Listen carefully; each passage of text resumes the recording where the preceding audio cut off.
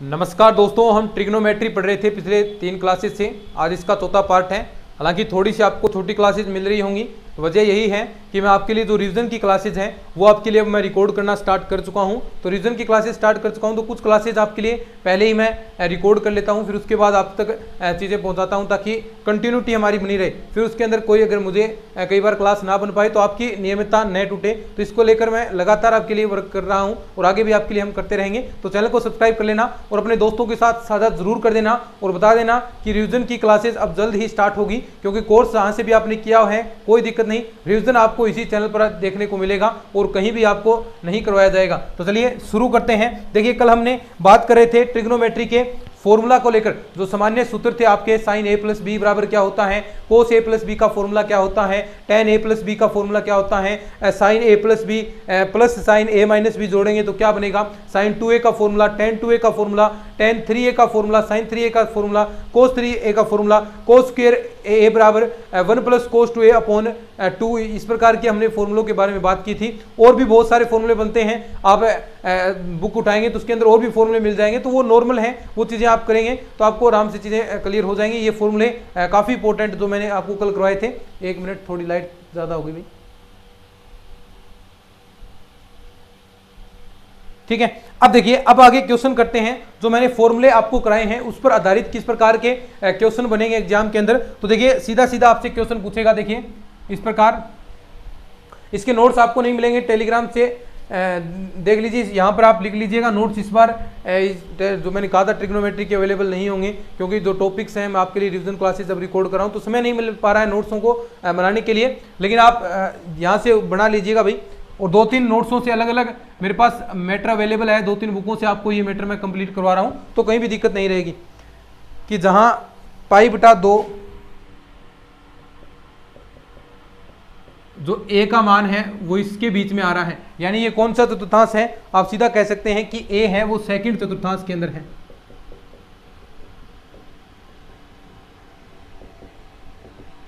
a क्या है, second चतुर्थांश में है।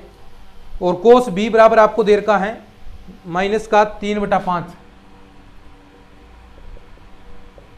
कोस b बराबर -3/5। और ये आपको दिया है, जहां b आपको दिया है पाई से और ये 3π/2 इसके बीच में, ठीक है। यानी आप सीधा कह सकते हैं कौन से में है, थर्ड चतुर्थांश में। तो आपको देखिए क्या ज्ञात करना है, साइन a प्लस बी का मान ज्ञात करना है। तब साइन a प्लस बी का मान है, साइन a प्लस बी का सीधा सीधा क्वेश्चन है। अब सीधा सीधा आप क्वेश्चन है तो सीधा सीधा आप इसका जवाब भी दे सकते हैं, सीधा सीधा आप इसे कर भी सकते हैं। तो देखिए, साइन a बराबर 3/5 है। और देखिए यहाँ पर कोस b बराबर -3/5 है, ये माइनस का है। अब चीज़ें ध्यान में रखनी है। देखिए यहाँ से अगर आप देखो साइन a प्लस बी ज्ञात करना है तो ये फॉर्मूला पता होना चाहिए साइन a प्लस बी का।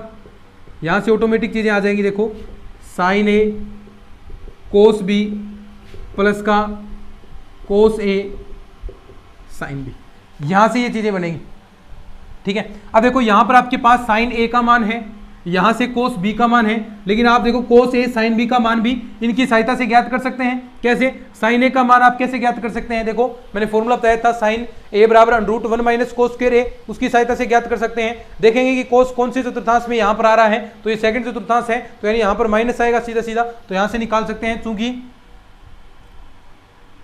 साइन a बराबर क्या होगा, या कोस a का मान निकालना है, तो कोस a बराबर √1 माइनस का साइन स्क्वायर a, ठीक है। यहां से देखिए √1 माइनस साइन a का मान 3/5, इसका स्क्वायर करेंगे तो 9/25 आपके पास यहां जाएगा, ठीक है। अब देखो यहां से वैल्यू निकाल सकते हैं, 25 में से 9 घटाएंगे 16 बाहर आएगा √ से, तो 4/5। अब देखिए प्लस माइनस 4/5 है। अब देखो कौन सा मान लेना है यहाँ पर, ध्यान से देखिए, ये सेकंड चतुर्थांश में है और सेकंड चतुर्थांश आपको पता है कोस का घर नहीं है, साइन उसमें पॉजिटिव होता है, तो साइन पॉजिटिव होता है, तो यहाँ पर कोस a का मान है वो -4/5 आ जाएगा। कोस a का मान -4/5 आ गया। अब देखो यहाँ से आप दूसरा मान साइन b का मान भी निकाल सकते हैं। कहाँ से, इस फॉर्मूले की सहायता से। वो कैसे निकलेगा, साइन b बराबर ऐसे ही √1 माइनस का कोस स्क्वायर b, सारे मान रखेंगे, देखो कैसे आएगा, वही सेम टू सेम 1 माइनस का स्क्वायर करेंगे तो वही आ जाएगा 9/25, और यहाँ पर देखिए बार वही आपके पास 4/5 आएगा। लेकिन यहाँ देखिए क्या माइनस का आएगा, प्लस माइनस आएगा ना, प्लस माइनस। अब देखिए यहाँ पर साइन बी का घर है क्या, ये देखो थर्ड चतुर्थांश आपको दिया, इस बार तीसरा चतुर्थांश दिया है। तीसरा चतुर्थांश किसका घर होता है, अगर आपको पता होगा कौन कौन उसके अंदर पॉजिटिव मान देते हैं, टेन और कोट आपको पॉजिटिव मान देंगे, बाकी सारे नेगेटिव होंगे, तो साइन इसके अंदर क्या हो जाएगा, नेगेटिव। तो साइन बी का मान भी माइनस का 4/5। तो ये सारे मान आ गए आपके पास, ये कोस ए का मान आ गया, और बाकी मान आपको यहाँ पर दे ही रखे हैं, ये सारे मान इस फॉर्मूले के अंदर रखेंगे तो आपके पास रिजल्ट कुछ इस प्रकार आ जाएगा। देखिए लिख लीजिए, इसको लिख रहे हो ना, साथ साथ लिख लो इसको, ठीक है। सारे मान आपके पास आ गए हैं, साइन बी का मान आ गया,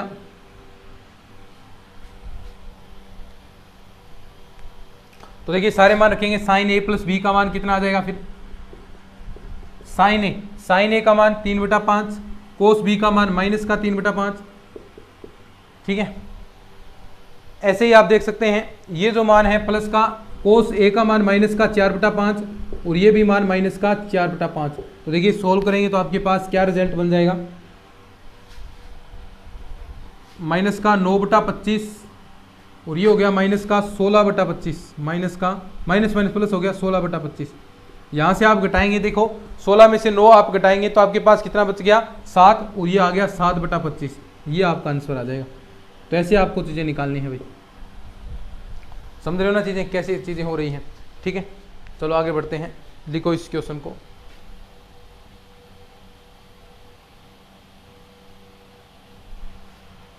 क्वेश्चन लिख लिया करो साथ साथ में, थोड़ा स्क्रीनशॉट वगैरह ले लिया करो, क्योंकि नोट्स इसके आपको अवेलेबल नहीं होंगे भाई।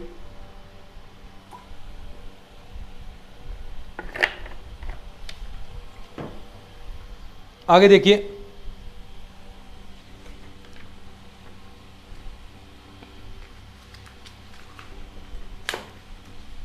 एक क्वेश्चन और देखते हैं अभी अपन, ठीक है। 2-3 नोट्सों से आपकी ये चीज़ें मैं करवा रहा हूँ भाई, ठीक है। अलग अलग बुकों की सहायता से आपको एक कंसेप्ट क्लियर हो रहे होंगे, कंसेप्ट क्लियर करने आपको तो, और क्वेश्चन की प्रैक्टिस करनी है, ठीक है।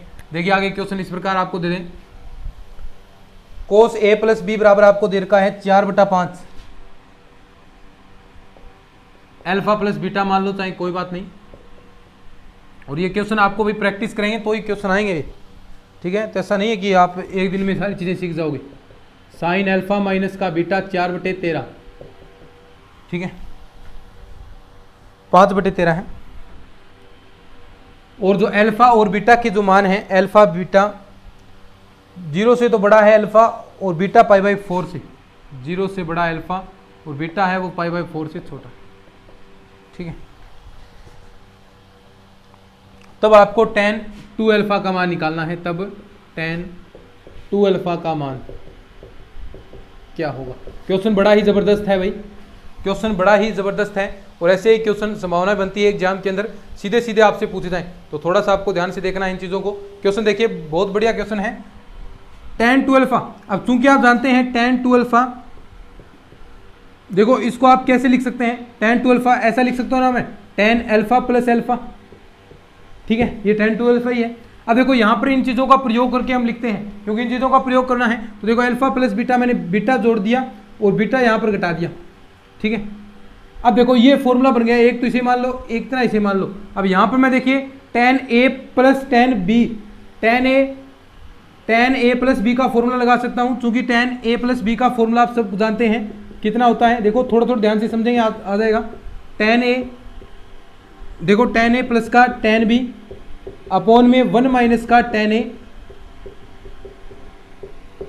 tan b, ये फॉर्मूला होता है, सब जानते हैं अच्छे से, कोई दिक्कत नहीं। अब देखो यहाँ से tan a tan b का फॉर्मूला हम लगाएंगे तो देखिए क्या बनेगा, tan 2 अल्फा, tan a का मतलब tan अल्फा प्लस बीटा, यहाँ से tan अल्फा माइनस का बीटा अपॉन में 1 माइनस का tan अल्फा प्लस बीटा, और tan आ गया अल्फा माइनस का, यही तो आएगा।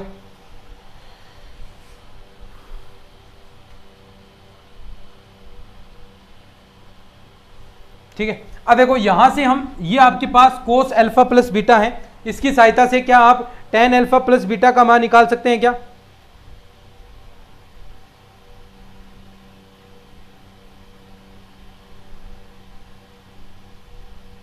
क्वेश्चन में शायद इसमें गड़बड़ है अभी थोड़ी।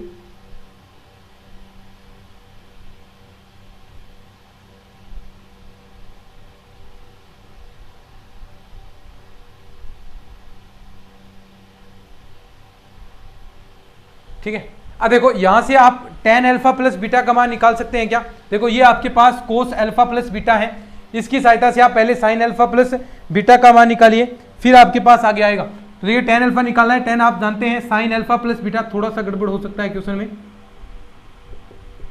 ऐसा आपको करना है। तो देखिए सबसे पहले ये तो आपके पास है, आपको साइन अल्फा प्लस बीटा निकालना है। तो देखिए ये निकालेंगे, तो देखिए साइन अल्फा प्लस बीटा यहां मैं लिखता हूं, तो साइन अल्फा प्लस बीटा का मान कैसे आएगा?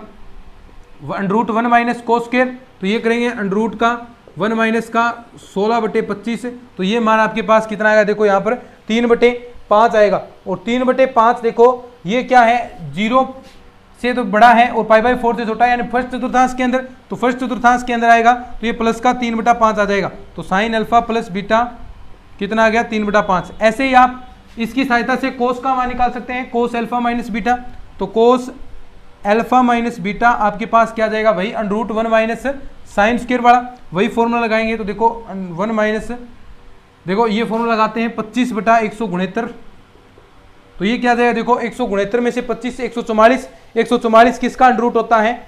144 किसका अंडरूट होगा? देखिए 12/13, तो ये आपके पास माना जाएगा, और वही फर्स्ट चतुर्थांश में है, फर्स्ट चतुर्थांश के अंदर है, तो आपका ये पॉजिटिव रहेगा। तो यहाँ से आप tan 2 अल्फा का मान निकाल सकते हैं। अब देखो tan अल्फा प्लस बीटा क्या आएगा? देखो अल्फा प्लस बीटा यानी sine alpha plus beta upon cos alpha plus beta. देखो तो यहाँ पर ये रहा साइन अल्फा प्लस बीटा 3/5, और भाग देना है कोस अल्फा इसका, तो भाग देंगे तो यहाँ पर कितना बच जाएगा? 3/4, तो 3/4 प्लस का अल्फा माइनस बीटा देखो 5/13, और इसके अंदर नीचे भाग देंगे इसका, तो 12/13, तो 5/12 यहाँ पर आ गया आपका। नीचे आएगा 1 माइनस का tan अल्फा प्लस बीटा, तो tan अल्फा प्लस बीटा यहाँ से देखिए 3/4 गुणा में 5/12, इसको सोल्व कर लीजिए, आपका रिजल्ट आ जाएगा। इसको सोल्व कर लीजिए और रिजल्ट आ जाएगा, सोल्व कर लेना इसको, 56/33 आएगा शायद, थोड़ा देख लेना। बिल्कुल सिंपल सी बात है, कोई दिक्कत नहीं। क्वेश्चन आपको प्रैक्टिस करनी है जचाकर, तो आप ये आराम से चीज़ें कर लेंगे। एक क्वेश्चन और करते हैं भाई, या फिर कर लेंगे 1-2 प्रैक्टिस आप। आगे न्यू टॉपिक आता है अपना त्रिकोणमिति के मूल, त्रिकोणमितीय समीकरणों के हल। ठीक है, तो ऐसे क्वेश्चन आप कर सकते हैं, और भी बहुत सारे क्वेश्चन पूछे जाएंगे। प्रैक्टिस आपको करनी है अच्छी खासी।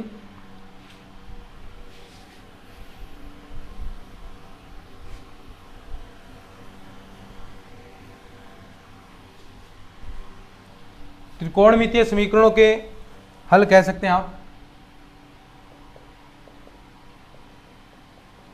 त्रिकोणमितीय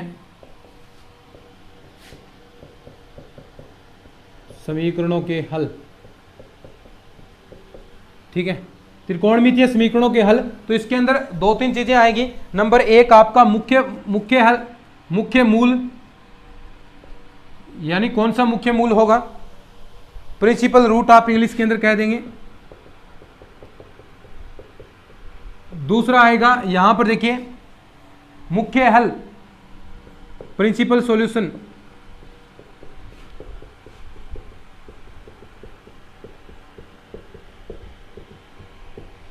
तीसरा आपका व्यापक हल, जनरल सॉल्यूशन। सभी के बारे में हम बात करेंगे, व्यापक हल या इंग्लिश के अंदर कहेंगे जनरल सॉल्यूशन। तो यानी जो त्रिकोणमितीय समीकरण है उसके हलों के बारे में बात कर रहे हैं। तो त्रिकोणमितीय समीकरण के हल हैं वो देख सकते हैं, एक तो मुख्य मूल होगा, एक आपका मुख्य हल होगा, एक व्यापक हल होगा।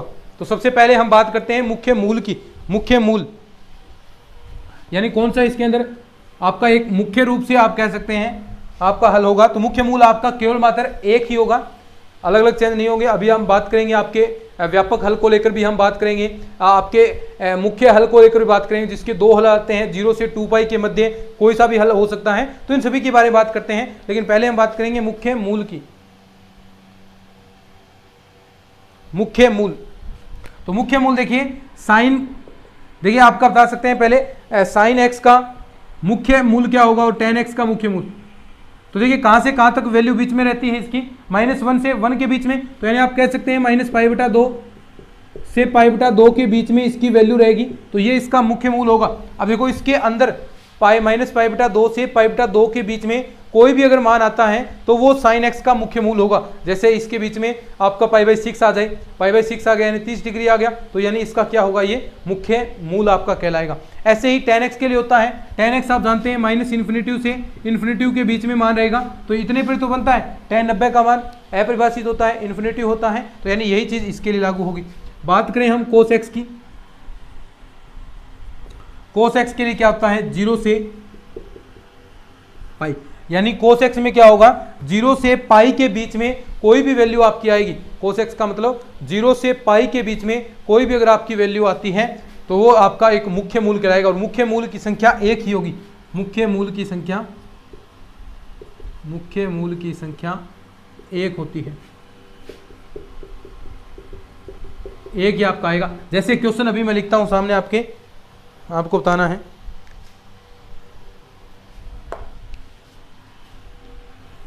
आपके सामने इस प्रकार है, यानी ये बस आपको थोड़ी थोड़ी ये चीजें याद रखनी है। क्वेश्चन इस प्रकार है,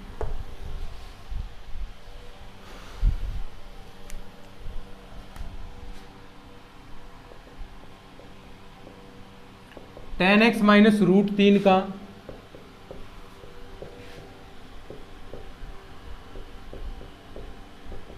मुख्य मूल है, tan x - √3 का मुख्य मूल है। कौन सा होगा भी tan x - √3 का मुख्य मूल?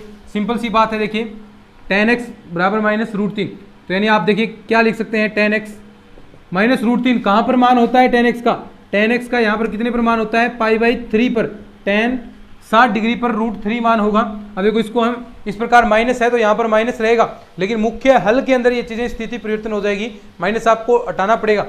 देखो यहाँ से आप देखेंगे तो आपका मूल क्या आ गया, माइनस का π/3, तो क्या ये इससे बिलोंग करता है क्या, कौन सा, π/2 माइनस का से π/2, क्या इसके बीच में आता है, इसके बीच में आता है, तो ये क्या होगा आपका मुख्य मूल, प्रिंसिपल रूट कहलाएगा, प्रिंसिपल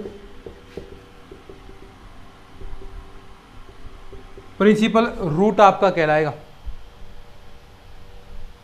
ऐसे ही आप बात कर सकते हैं एक और क्वेश्चन, cos x बराबर 1/2, cos x बराबर 1/2, तो यानी इसका क्या आ जाएगा, cos x कितने का मान होता है 1/2, cos π/3, यानी cos 60 डिग्री का मान 1/2 होता है, तो ये क्या आ जाएगा, x है बिलोंग टू π/3 है, यानी ये बिलोंग कहां से कर रहा है, 0 से π, क्या ये 180 से बिलोंग कर रहा है, देखो 0 और 180 के बीच में बिलोंग कर रहा है, तो ये भी आपका क्या होगा, एक मुख्य मूल कहलाएगा।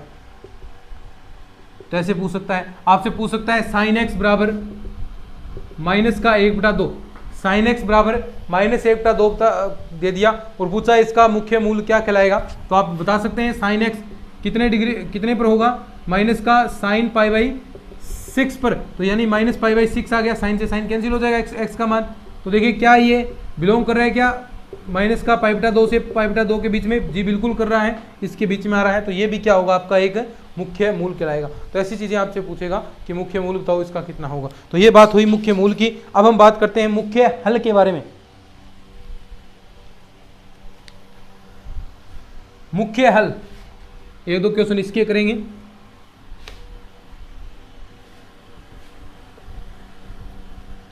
मुख्य हल,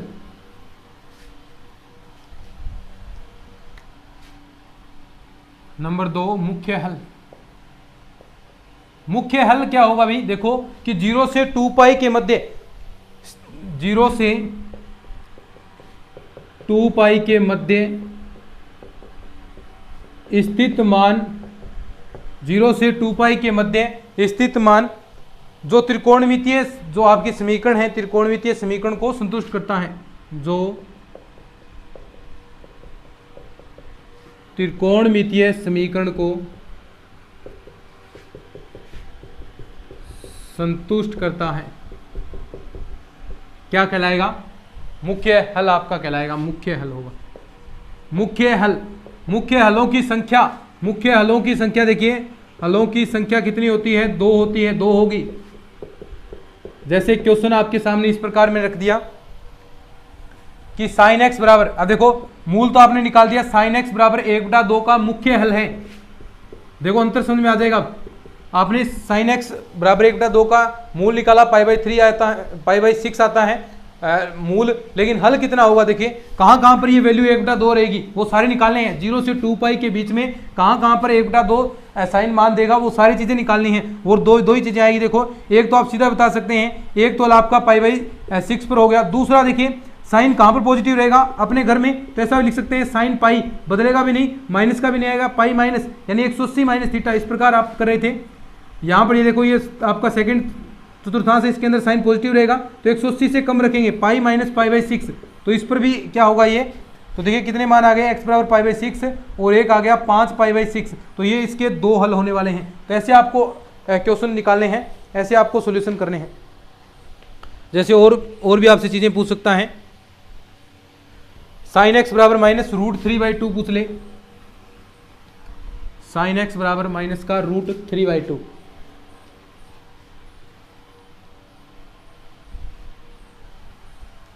क्वेश्चन ऐसा दे दे, साइन एक्स बराबर माइनस का √3/2 का मुख्य हल है। साइन एक्स बराबर -√3, अब देखो कहां पर होगा ये -√3/2? देखिए सबसे पहले एक मान माइनस का आना है, माइनस का ध्यान से देखिए कहां कहां पर आ सकता है, ऊपर तक दिख नहीं रहा है क्या? साइन कहां पर माइनस का हो सकता है? साइन बताए मुझे कहां कहां पर माइनस का हो सकता है? एक तो पाई प्लस थीटा करेंगे, उसमें माइनस का आपका हो सकता है। एक 2π माइनस, यानी 2 जगह पर माइनस होगा, पहले और सेकंड में तो पॉजिटिव रहेगा, तीसरे और चौथा चतुर्थांश है उसके अंदर माइनस का रहेगा। तो उनकी कंडीशन क्या है, वो आप कंडीशन यहां पर लगा सकते हैं कि साइन, देखो इसको क्या, देखो ये कहां पर मान होता है? π/3 पर, तो यहां से क्या लिख सकते हैं? साइन, देखो ध्यान से, पाई प्लस का π/3, एक तो आपके पास ये कंडीशन बन जाएगी, दूसरी 2π माइनस का π/3, तो ये कंडीशन, ये 2 सोल्यूशन आपके हो जाएंगे यहाँ पर, ठीक है। यानी एक तो साइन 2π - 3, तो यहाँ पर क्या रिजल्ट आएगा? देखो साइन 3π यानी ये हो गया 4π/3, क्या? एक तो ये मान आपका हो जाएगा और एक आपके पास हो जाएगा 6 माइनस का 5π/3, ये तो यहाँ पर ये क्या होगा? आपका मुख्य हल होंगे, 2 होते हैं मुख्य हल, मुख्य हलों की संख्या 2 होगी। तो ये आपका मैंने करवा दिया भाई मुख्य हल। तो ये 2 आपके हो चुके हैं, मुख्य मूल और मुख्य हल। और नेक्स्ट क्लास के अंदर हम बात करेंगे व्यापक हल, जो इंपॉर्टेंट भी हैं और भी महत्वपूर्ण चीज़ें इसके अंदर पूछी जाएंगी। तो चलिए आज की इस वीडियो में इतना ही, धन्यवाद।